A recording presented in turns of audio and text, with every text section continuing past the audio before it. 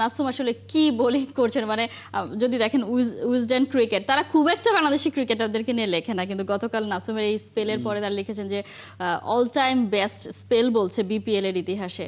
খুব স্বাভাবিক, 4 ওভারে 7 রান দিয়ে 5 উইকেট 20টাই ডট, এবং তিনি তো বিশ্বকাপেও খেলবেন সব।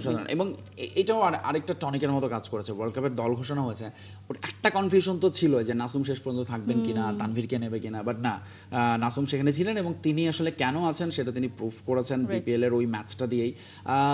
নাসুমের জন্য আসলে এটা আমার মনে হয় যে ইটস জাস্ট অ্যানাদার ডে। তিনি সবসময়ই খুব ভালো পারফর্ম করেন, এই দিন হয়তো অনেক বেশি ভালো হয়ে গেছে, বাট নাসুম কিন্তু কখনোই আপনি দেখবেন না যে খুবই এক্সপেন্সিভ হয়ে গেছেন কিংবা খুব বাজে বল করেছেন কোনো দিন। তিনি সবসময় আমি দেখেছি যে জায়গা মতো বল ফেলার চেষ্টা করেন, অত বেশি তিনি ভ্যারিয়েশনের উপর থাকেন না, কিন্তু স্টিল তিনি তার কাজটা করেন, রানও আটকান এবং উইকেটও এনে দেন, কখনো আর্লি ব্রেক থ্রু এনে দিচ্ছেন নতুন বলে, কখনো পুরোনো বলে। সো নাসুম আমার মনে হয় যে এবারের বিশ্বকাপে বাংলাদেশের, যদি আপনি দেখেন যে অনেক ক্রিকেটারে আছে না যে সবগুলো ম্যাচে খেলবে, তার মধ্যে বোধহয় নাসুমও একজন।